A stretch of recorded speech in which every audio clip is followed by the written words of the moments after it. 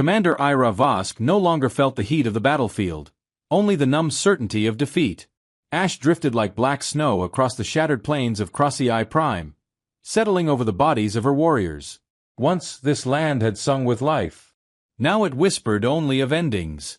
She stood ankle-deep in scorched soil and blood, gripping the final working weapon in her possession, an aging ion spear, its core flickering dangerously. Around her, the Zell Dominion tightened their formation with patient precision. They never rushed. They believed time itself fought on their side. Massive exo-armored figures advanced in slow, synchronized steps. Plasma rifles hummed, charging in unison. The air vibrated with mechanical inevitability. Inside Ira's helmet, warning screamed endlessly. Shield integrity, 3%. Life support, failing. External assistance, none detected. Every soldier she had ever commanded lay fallen. Friends, students, veterans, names she would never stop remembering. Above the violet sky, the Dominion invasion fleet loomed like a metal graveyard, blotting out stars with cruel efficiency. Hours earlier, she had sent her final distress beacon.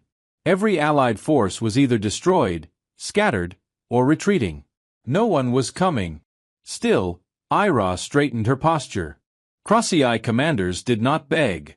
A towering figure stepped forward from the Dominion ranks. Its armor was bone white, etched with symbols marking conquered civilizations.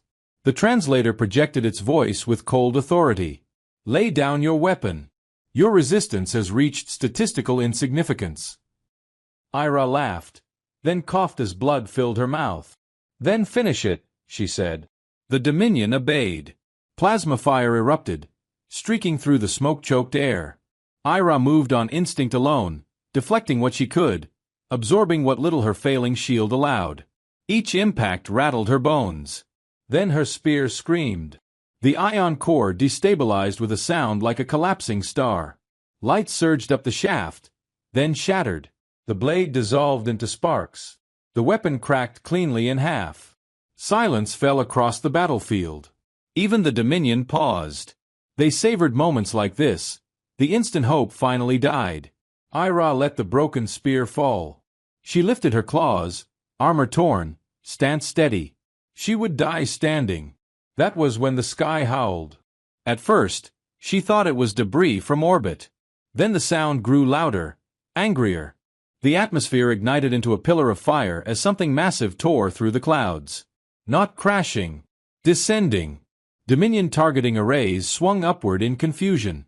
Formation discipline faltered. The falling object corrected its trajectory mid-descent. Stabilizers flared. A shape emerged through the flames. Humanoid. Encased in dark, angular armor streaked with fire, it struck the ground like a meteor. The impact crater hurled Dominion soldiers backward as shockwaves rippled across the plain. The figure rose slowly from the smoke. Armor steaming. Visor glowing cold blue. A massive rifle rested casually across its shoulder. Ira's translator crackled to life. A calm male voice spoke, almost amused. Mind if I join the party? The Dominion reacted instantly. Weapons locked. Firing solutions calculated. The human sighed audibly. Oh good, he said. A warm welcome. He moved before the first plasma bolt landed. Faster than anything Ira had ever seen. The rifle fired once. A Dominion heavy trooper didn't fall. It ceased to exist. The human advanced directly into incoming fire. Plasma struck his armor and dispersed harmlessly as adaptive shields flared, adjusted, and stabilized. Each shot he fired was deliberate. Final. Lethal. Within seconds, the encirclement collapsed. Discipline shattered into panic. The human reached Ira's side without breaking stride. His visor tilted toward her shattered weapon. Rough day, he said. She struggled to speak. You are alone. He chuckled. Ma'am, he replied, I'm never alone. The ground shook. Drop pods slammed into the battlefield like falling gods. Steel capsules screamed through the sky, striking the battlefield in rapid succession. One after another, they slammed into the earth, cracking the scorched plains open like broken glass. Shockwaves rolled outward, knocking Dominion units off balance. Then the pods opened. Explosive bolts fired. Steel doors blew outward. Humans poured forth. Not cautiously. Not hesitantly. They emerged shouting war chants across open comms, voices overlapping in chaotic unity. Infantry units formed instantly, not in rigid lines, but fluid clusters that adapted to terrain and enemy movement without spoken command. Ira watched in stunned silence. Aerospace fighters ripped through the cloud cover overhead, engines screaming. In orbit, Dominion warships began to die, one by one, erupting into brilliant fireballs as human strike craft tore through them with merciless efficiency. The battlefield had turned. The human beside her tapped the side of his helmet. "Earth Expeditionary Force," he said. "First Response Division." He paused, glancing at the carnage. "Sorry we're late." Ira's legs finally gave out. She sank to one knee, overwhelmed. Not by fear this time, but by disbelief. "You came," she whispered. The human extended a gauntlet hand. "We heard the scream," he said quietly. "And humans don't ignore those." She took his hand. Behind them, the battle transformed into something the Dominion had never experienced. A hunt. Human artillery roared to life, erasing escape corridors with precise brutality. Orbital strikes carved glowing scars across the plains, cutting off retreat. Dominion commanders attempted to regroup, but every adjustment was countered before it could complete. The human reloaded with calm efficiency. "Captain Elias Ward," he said. "Drop specialist." Ira stood fully now. "Commander Ira Vosk," she replied. "Crossy-eye defense." Ward nodded with genuine respect.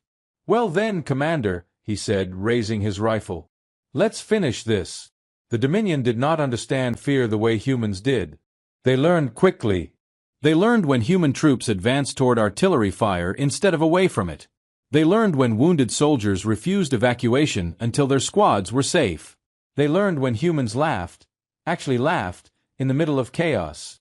Ira observed from a shattered command ridge as human tactics unfolded. There was no rigid doctrine, no single plan. If something failed, it was abandoned instantly and replaced by three alternatives. Captain Ward moved like a force of nature, dropping from ledges, smashing through cover, firing on the move with terrifying accuracy. A Dominion walker emerged from the smoke, towering over the battlefield. Its energy cannons glowed, charging for annihilation. Ward looked up. "Always something big," he muttered. He sprinted forward, activated thrusters, and leapt. Ira barely had time to breathe. Ward landed atop the walker, tore open a maintenance hatch with his bare hands, and dropped something inside. The machine vanished in a blinding flash of white. Silence followed. Then cheers erupted across human comms. A Crossy-eye liaison officer stood beside Ira, trembling. "Why?" she asked softly. "Why would your people answer a call already lost?" A human medic nearby overheard and answered without looking up. "Because we've been there," he said. "Surrounded. Broken. Waiting." Ira watched human medics drag wounded Crossy-eye soldiers to safety. No hesitation, no calculation, no distinction between species. Within an hour, the Dominion line collapsed completely. Orbit belonged to humanity. The surface followed soon after. The battle for Crossy-eye Prime ended not with a final scream, but with a silence so complete it felt unreal. Smoke drifted across the plains in slow, curling pillars. Wreckage burned where Dominion walkers once stood. The sky, once choked by enemy warships, opened again, stars reappearing like witnesses returning after a massacre. Ira Vosk stood at the edge of the battlefield that should have been her grave. Human engineering teams moved with disciplined speed, establishing forward command posts, deploying shield pylons, and rerouting planetary defenses as if they had done this 1,000 times before. Maybe they had. Captain Elias Ward approached, helmet now clipped to his belt. His face was streaked with soot and dried blood, some his own, most not. "Planet secure," he reported casually, as if announcing weather conditions. "Orbital lanes locked. Dominion remnants jumped out system about 12 minutes ago." Ira looked at him, disbelief still clinging to her voice. "You defeated a full Dominion siege, with a single division." Ward shrugged. "Technically 1.5. Logistics showed up late." She almost laughed. Across the plains, Crossy-Eye survivors emerged from hiding. Wounded soldiers, civilians who had barricaded themselves inside collapsed shelters, children who had not seen the sky in days. They stared at the humans with a mix of awe and fear, as if unsure whether they were real. Humans waved back. Some offered water. Others simply nodded.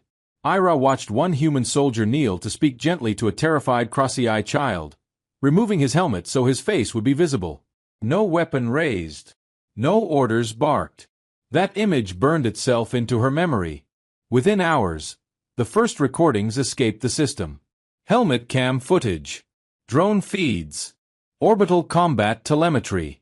The moment of Ward's descent, fire streaking behind him like a falling star, spread faster than any official report. Analysts replayed it frame by frame. Military academies froze on it mid-impact. The phrase attached itself to the footage almost immediately. "Mind if I enter the fight?" Across the galaxy, reactions came swiftly. Neutral systems that had quietly paid Dominion tribute began reopening old defense channels. Smaller species who had surrendered without resistance started asking questions. Dangerous ones. Dominion High Command issued a single, clipped statement. Crossy-Eye Prime was a statistical anomaly. No one believed them. In council chambers light years away, Empire leaders argued late into the night. The Dominion had been considered unstoppable, methodical, patient, mathematically perfect. Humans were none of those things, and that frightened them. Ira stood beside Ward days later, overlooking a restored command ridge. Temporary human banners fluttered beside Crossy-Eye colors, not above them, but alongside. "You didn't just save a planet," she said quietly. "You destabilized a balance that lasted centuries." Ward leaned against a scorched turret. "Balance built on fear isn't balance," he replied. "It's a countdown." She studied him. "Did you expect this reaction?" He considered the question longer than she expected. "No," he said finally. "But we expected someone would notice." A Crossy-Eye intelligence officer approached, visibly shaken. "Commander," she said, "Dominion border systems are fortifying. Others are pulling back entirely." Ira turned to Ward. "You've changed how they see war." "No," he corrected. "We reminded them." That night, a formal transmission arrived from Dominion space. Not a threat. Not a declaration. A request. They asked for clarification. For the first time in recorded history, the Dominion wanted to understand human intent. Ward watched the message playback in silence, arms crossed. "They don't get it," he said. Ira tilted her head. "Get what?" "That we don't fight to conquer," he replied. "We fight so nobody else has to stand alone like that again." News continued to spread. Other species began replaying their own histories. Worlds lost while allies hesitated, distress calls unanswered, fleets that arrived too late or not at all. Humanity became something new in the galactic imagination. Not conquerors. Not saviors. Responders. Weeks later, at a provisional diplomatic summit, Ira stood beside Ward as representatives from dozens of systems watched them closely. "You have altered the trajectory of galactic history," one delegate said. "Do you understand the responsibility that carries?" Ward smiled faintly. "Yeah," he said. "That's why we answered the call." Ira looked at the assembled leaders. "Remember this day," she said. "Because the next time the sky screams, humanity will hear it." And across the galaxy many did. The Dominion had ruled for centuries not through chaos, but through certainty. They calculated outcomes. They predicted resistance curves. They crushed defiance before it could spread. Entire civilizations had surrendered after seeing a single Dominion fleet enter orbit, because history had proven resistance meaningless. Crossy-Eye Prime broke that certainty.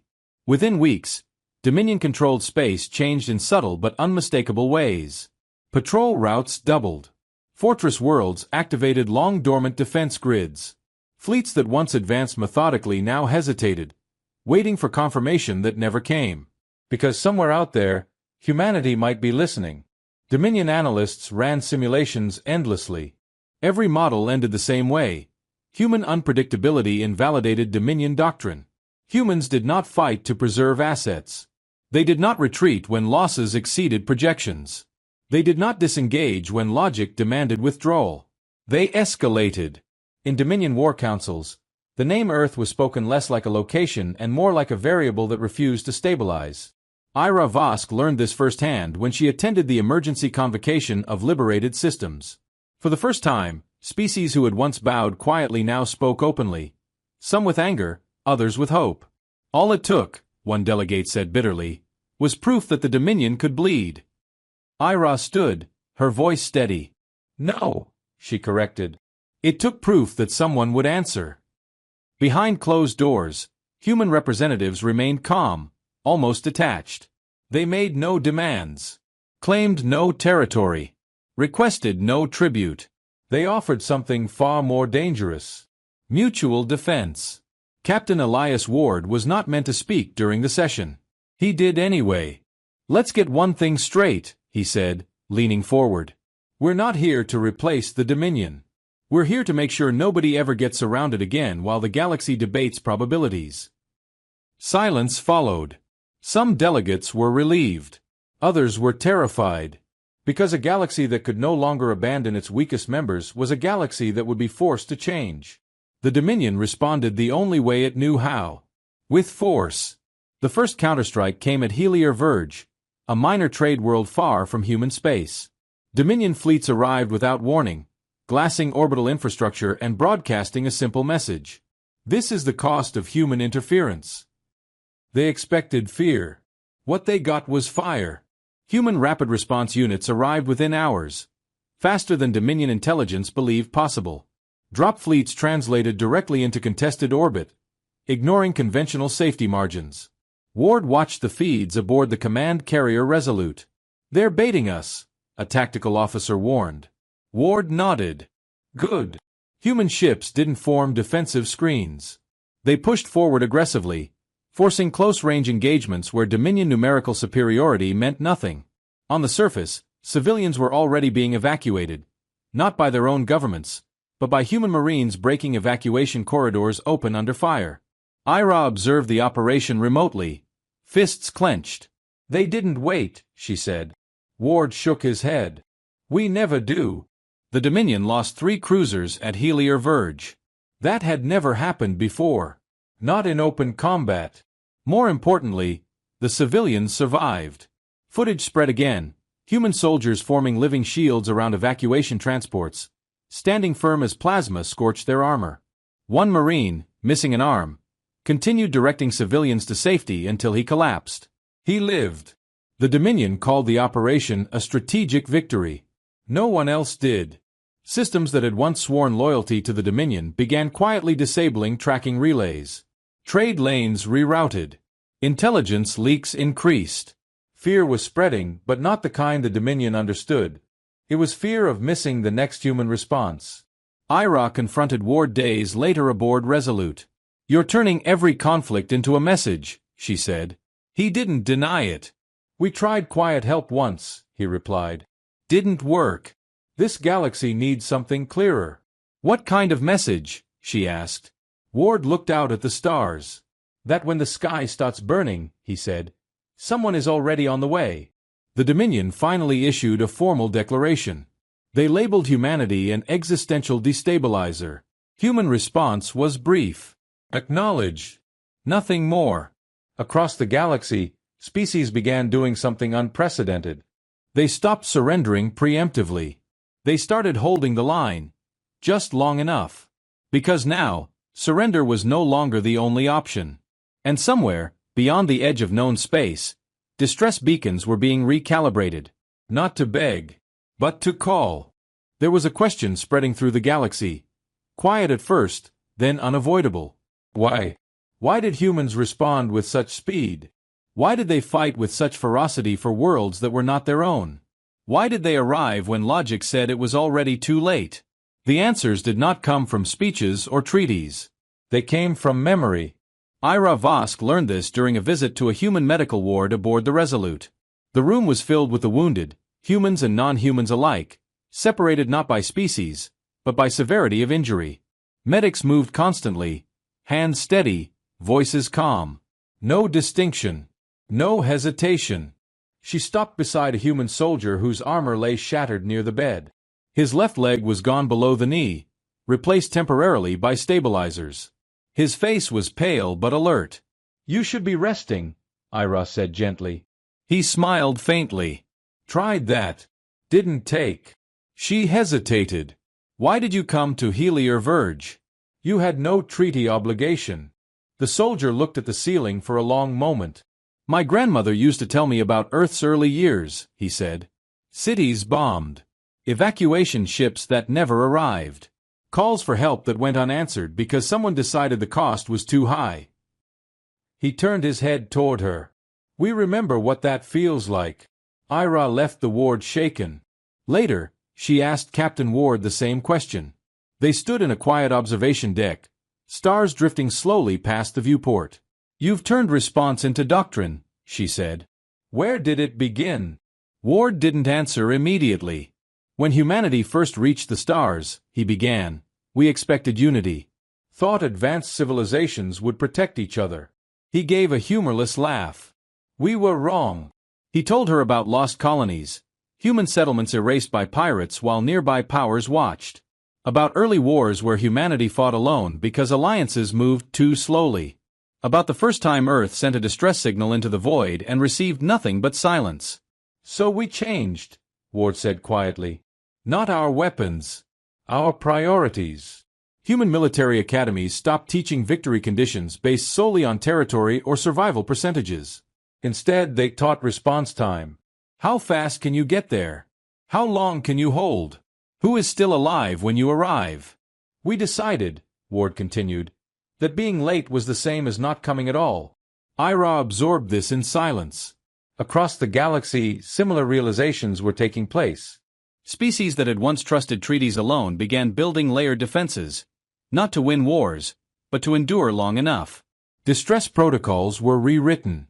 Beacons were upgraded to broadcast not just coordinates, but casualty projections, civilian density, time remaining. Human response fleets adapted to this data instantly. They didn't ask if intervention was profitable. They asked how many were still breathing. The Dominion struggled to comprehend this. Their intelligence reports showed human units diverting mid-mission to respond to unrelated crises. Resources burned at unsustainable rates. Casualties accepted that made no strategic sense. Madness, Dominion tacticians declared. But their losses mounted.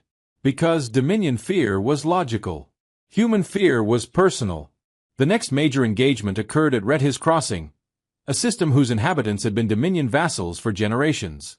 When the local governor refused to surrender dissidents, Dominion enforcers began planetary bombardment. The governor sent a distress call. He expected silence. Instead, the sky screamed. Human drop fleets arrived directly into active bombardment. Ships took hits they should have avoided, just to get closer, faster. Marines deployed before shields fully stabilized.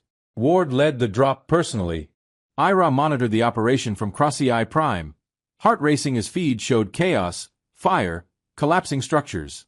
"Why would they risk so much?" a SciFi officer asked. Ira answered before thinking. "Because someone is still alive down there." The battle was brutal. Human casualties were high.